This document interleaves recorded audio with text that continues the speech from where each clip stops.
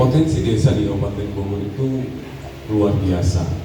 Saya 2018 calon Bupati Bogor dari Independen. Waktu itu saya jatuh, ya tidak. Lalu saya bangkit dengan apa? Dengan bagaimana membangkitkan potensi desa yang di Kabupaten Bogor.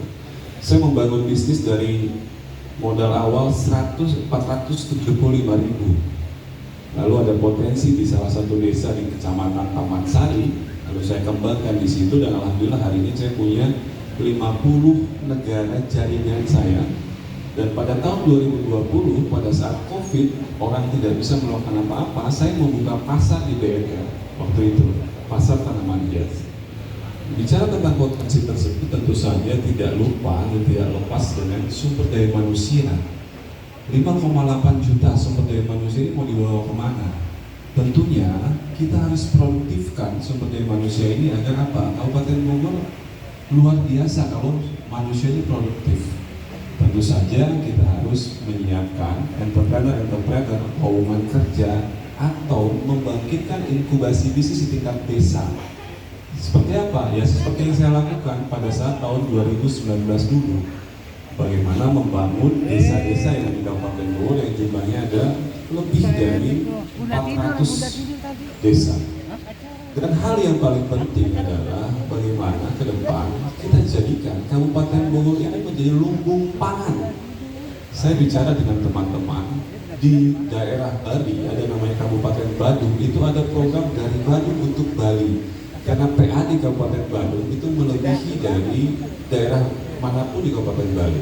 Dan dia menghibahkan dana setiap tahun untuk kabupaten lain, 8 kabupaten lain di Bali itu kurang lebih 4,2 triliun atau 2,3 triliun di tahun 2023. Saya bicara tentang Kabupaten Bogor, jangankan untuk Bogor, dari Bogor untuk Jawa Barat, dari Bogor untuk dunia pun bisa. Dengan cara apa? Itu tadi 5,8 juta warga Kabupaten Bogor, bagaimana ini mereka bisa produktif. Tentu saja bagaimana caranya. Di sini Pak Haji Eko sudah pernah menjadi direktur PD Pasar. PD Pasar hari ini ke depan, kalau dari Kang Haji Dede Chandra menyampaikan bahwa dari Demokrat boleh BUMD-nya, boleh. Saya siapkan untuk BUMD pada pasar dari Partai Demokrat. Tapi dengan catatan bahwa seorang direktur PD Pasar itu tidak hanya berbicara bagaimana merentalkan kios di pasar-pasar, tetapi bagaimana dia bisa menjadi entrepreneur, membangkitkan sumber daya pangan yang ada di tiap kecamatan, di tiap desa. Ada namanya metode bisnis yang paling sederhana itu adalah start from the end. Pasarnya kan pada pasar punya, ya enggak? Berapa banyak kebutuhan beras, cabai, tomat dan lain-lain. Dimulai dari hilirisasi, lalu kita bicara produksi. Pak Jeko, saya punya nih masyarakat saya di kecamatan mana misalnya Cibumbulang. Jumlah masyarakatnya sekian. Apa yang dibutuhkan oleh PD Pasar? Bagaimana mereka bisa membangkitkan ekonomi produktivitas dari desa, memenuhi kebutuhan pasar. Seperti yang kita ketahui hari ini, Kabupaten Bogor tidak lagi swasembada, baik kebutuhan berasnya, bawangnya, cabenya, ya itu semua kita datangkan dari daerah lain. Di 2024 ini saya proyeksikan nanti di November kita akan ada namanya Paceklik Nasional. Kenapa? Karena beras hari ini bersoal. Nah oleh karena itu 5,8 juta ini mau bagaimana kaitan dengan ketahanan pangannya. Nah itu tadi Dirut PD Pasar harus mampu bagaimana membuat warga Kabupaten Bogor produktif, begitu kan begitu. Lalu yang berikutnya adalah saya adalah eksportir.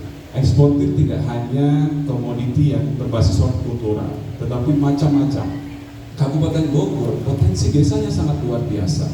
Bagaimana nanti di setiap desa kita siapkan inkubasi bisnis di mana teman-teman khususnya generasi Z, generasi milenial, mereka bisa apakah itu pertanian, perikanan, atau misalkan peternakan ataukah UMKM. Tetapi yang memiliki memiliki standarisasi ekspor.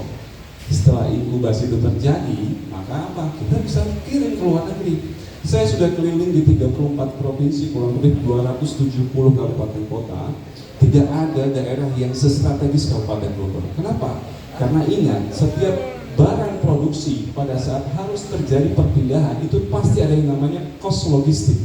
Kabupaten Bogor itu dekat dengan Tanjung Priok, dekat dengan Bandara Soekarno-Hatta, sangat mudah untuk memindahkan apa yang menjadi hasil produksi warga Kabupaten Bogor, tidak hanya untuk wilayah Jakarta atau seluruh Indonesia, tetapi untuk diekspor ke luar negeri pun gampang.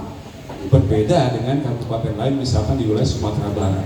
Sumatera Barat terus bersoal di Sumatera Barat dengan apa? Dengan logistik. Mereka tidak punya pelabuhan internasional. Harus dibawa kemana? Ke Kepri, ke Riau. Dan itu kos logistiknya menambah beban biaya bagi apa? Nilai jual barangnya.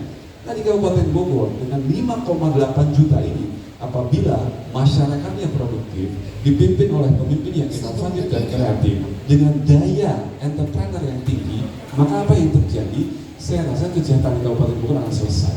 Lalu yang harus diingat bahwa Pak Haji Eko, di Kabupaten Bogor ini 78% sektor ekonomi yang paling besar itu adalah sektor usaha sekunder. Jumlahnya 78%. Bagi saya, kalau UMKM ini kita selesaikan, maka 50% permasalahan di Kabupaten Bogor akan selesai. Tetapi UMKM itu hambatannya selalu ada 4 fondasi. Apa itu? Yang pertama, akses permodalan yang susah. Betul nggak? Yang kedua, bahan baku. Yang ketiga apa? Pelatihan SDM. Saya di Kecamatan Taman Sari ngobrol dengan ada pedagang donat di Danau di situ. Dia belajar jualan donat. Dia bilang apa? Hambatannya apa saya tanya? Pak, kalau dari sisi gramasi ukuran donat sudah pas, tapi pada saat saya goreng donatnya ada yang besar, ada yang kecil. Lalu apa yang dibutuhkan? Modal? Bukan. Apa yang dibutuhkan? Bahan baku? Enggak, Pak. Apa yang dibutuhkan? Pelatihan. Nah UMKM ini selalu bersoal mengenai pelatihan. Kenapa? Kalau kursus online kan mahal. Baik, terima kasih. Sudah cukup baik. Terima kasih. Saya rasa itu yang saya sampaikan. Nanti kita percaya.